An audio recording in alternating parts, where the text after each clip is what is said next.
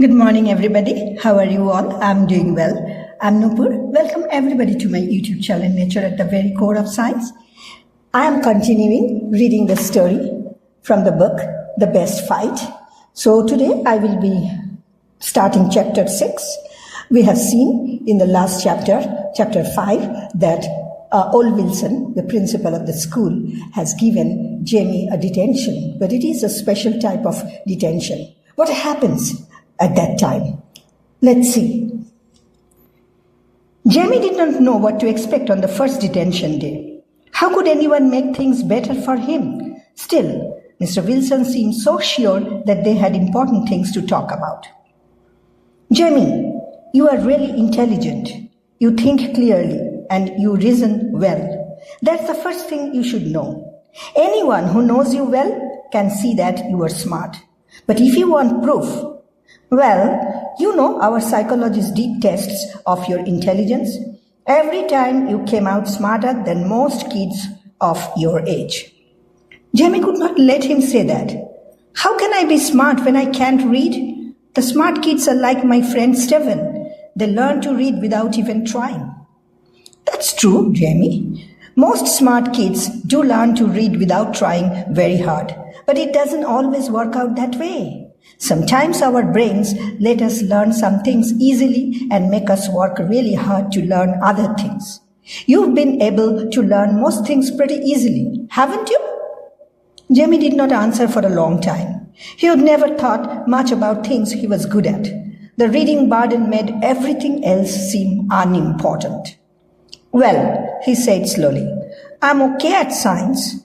Math's easy except for reading the problems. And I can do a bunch of stuff on the computer. His voice trailed off. He was remembering that sometimes he even got the answers to puzzles before Stephen did. Yeah, he said, I guess I'm good at some things. Mr. Wilson was leafing through some papers on his desk.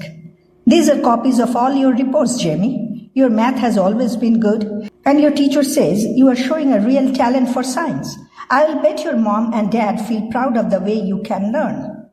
No, Jamie didn't want to say it, but it burst out. Not my dad. In first grade, he yelled at me all the time. He doesn't yell anymore, but I know he thinks I'm dumb. She wished he hadn't said that. He felt as if he'd said something bad about his father. Besides, there was nothing Mr. Wilson could do about the sadness between him and his dad, the feeling that he'd let his dad down by not being able to read. Mr. Wilson did not answer right away. He moved some papers around on his cluttered desk. Then he pushed them to one side and cleared his throat. Let me tell you about a talk I had with your father, he said. It was a long time ago when you were just finishing first grade. We knew you'd had an unhappy year and we were worried about you. But I remember your father telling me what a smart little guy you are. Whatever his problem is, your dad said, it's not a lack of brains. He is just as sharp as can be about most things. He has said the same kind of thing at every parent-teacher night ever since. Believe me, Jamie, your dad has always been proud of you. Jamie didn't answer. He didn't want to talk about his father anymore. It didn't feel right. Besides, he needed to think for a long time about those words.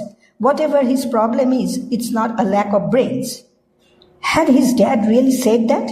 Way back when Jamie was in first grade? That evening, Montreal was playing Chicago. When a game was on, Jamie was allowed to watch the first period, but then he had to go to bed. Sometimes, if a game was really important, his dad would take him up and tell him the final score. Play had just started when his father came in and sat down beside him. That was the way they usually talked, sitting side by side and watching something. When he was a baby, Jamie used to hold his father's hand while they sat together. Now that he was big, he didn't do that anymore unless he needed to. After a while, his father cleared his throat and glanced over at him. Your mother tells me you were seeing the principal this week. What does he have to say? Jamie stared at the game while Montreal got a power play game. Could he risk it? He had to. He says, I'm smart. He says, you think I'm smart. He said this. He held his breath, maybe saying that was a big mistake. It seemed forever before his father answered. At last he said softly, "Of course I think you are smart, Jamie. You are smart. Everyone knows that." He was quiet for a while. "I guess I never told you, but I couldn't read too well in school either. I didn't have as much trouble as you, but it was always hard for me. I got teased and I fought just the way you do." "It was hard?" said Jamie. "You had to fight?" He couldn't have heard it right. "Like me?" His dad shied. "Just like you, Jamie. We are both fighters, aren't we? I fought my way through school, and after a while I learned to read well enough, but I always thought I was dumb. Even when I grew up and got a good job, I thought I was just lucky. I never thought of myself as smart." "You are smart," Jamie burst out. "You know just about everything." His dad smiled. "It feels good to hear that, but you are old enough to realize there are few things I don't know, and lots of times I don't feel that smart either." Jamie turned back to the screen. The puck was tied up in the Chicago end. He watched till it cleared down the ice, but he wasn't thinking about the game. "Why didn't you tell me before?" His dad rubbed his forehead. He always did that when he was thinking hard. "I felt so badly for you, Jamie. I felt it was my fault somehow that you were having the same trouble I did. That's why I never said much about it. Maybe that was wrong. Anyway, I knew you were not dumb. You picked up everything but reading so fast I could hardly believe it. And that made me realize that perhaps I am not so dumb either." He reached out for Jamie's hand and held it tight. "Let's both give ourselves some credit, okay? We are two smart people doing our best." Jamie couldn't find words for what he felt. He squeezed his dad's hand hard. The first period swept to a scoreless finish, and his dad stretched and grinned, then reached over and hugged him. "I don't know about you, but this feels like a special night to me. Go ask your mother if you can stay up for the whole game."